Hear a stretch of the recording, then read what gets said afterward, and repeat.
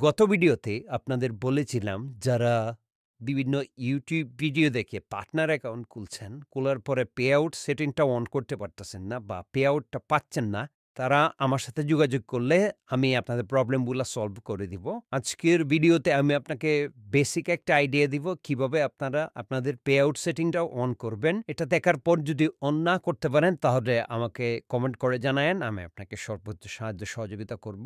এরপরে হয়তো কোনো একদিন আমি একটা অ্যাকাউন্ট ঠিক করে এটার পুরোপুরি টিউটোরিয়াল নিয়ে আসবো। মানে আমি একদম ভিডিওতে দেখাবো কিভাবে আমি কি করছি না করছি। এখন জাস্ট আপনাদেরকে বলে দিব কি করতে হবে। পরবর্তী ভিডিওতে কিভাবে করবেন এটা দেখায় দিব। তো চলেন আমরা ভিডিও শুরু করি। এই যে এখানে আমি ৭টা পয়েন্ট নোট ডাউন করে রাখছি। আপনারা স্টেপ বাই স্টেপ এই পয়েন্টগুলো ফলো করবেন। প্রথমে আপনাকে একটা প্লেয়ার অ্যাকাউন্ট খুলতে হবে। এটা যদিও আমার লেখা যে অনেক্স পার্টনার, আপনি কিন্তু এটা সবকিছুর জন্য এপ্লাই করতে পারবেন। মেল বেট, লাইন বেট, 22 বেট যারাই আছে তাদের সবার ক্ষেত্রে সেম প্রসিডিউর আরকি। তো যে অ্যাকাউন্টেই সমস্যা হোক না কেন, মানে পার্টনার বা এফিলিয়েট অ্যাকাউন্টে সমস্যা হলে, পে আউট সমস্যা হলে এভাবে আপনারা সমস্যাটা সমাধান করতে পারবেন। প্রথমে আপনি একটা প্লেয়ার অ্যাকাউন্ট খুলবেন। অ্যাকাউন্ট খোলার সময় কারেন্সি রাখবেন ইউএসডি এবং যেটা করতে হবে আপনি কোনো প্রোমো কোড ইউজ করতে পারবেন না।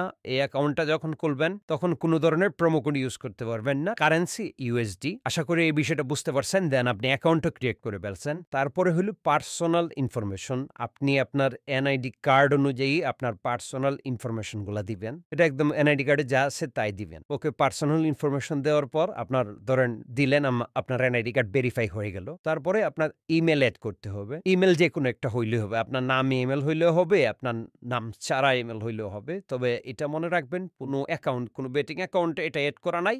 এই বিষয়টা এনশিওর থাকতে হবে। অথবা আপনি একটা নতুন ইমেল খুলে নিলেন। খোলার পরে এই অ্যাকাউন্টে কিন্তু যে প্লেয়ার অ্যাকাউন্টটা খুলতেছেন ওই অ্যাকাউন্টে ইমেলটা এড করে নিবেন। তারপরে আপনি একটা ফোন নাম্বার এড করবেন। ইমেল এড করলেন, ফোন নাম্বার এড করলেন, পার্সোনাল ইনফরমেশন দিয়ে দিলেন। তার মানে আপনার অ্যাকাউন্টটা ভেরিফাই।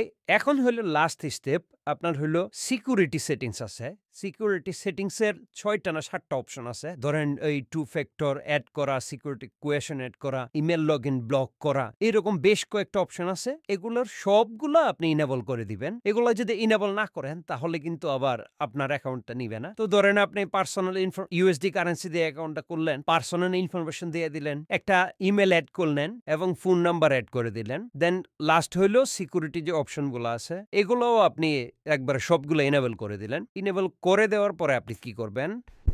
আপনি আমার কথা অনুযায়ী সবগুলা ফিল আপ করে দিলেন। তার মানে আপনার অ্যাকাউন্টটা রেডি পেমেন্টটা রিসিভ করার জন্য।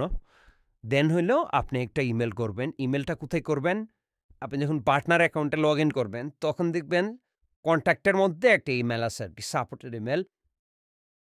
ওই ইমেলে মেইল করবেন। আপনার ইমেল থেকে আপনার যে ইমেলটা দিয়ে পার্টনার অ্যাকাউন্টটা খুলছেন, ওই ইমেল থেকে পার্টনারের একটা ইমেল আছে কোম্পানির, ওইটাতে মেইল করবেন। মেইলের মধ্যে অবশ্যই আপনার এফিলিয়েট আইডিটা মেনশন করে দিবেন। মেনশন করে আপনার প্লেয়ার আইডিটা দিবেন, বলবেন।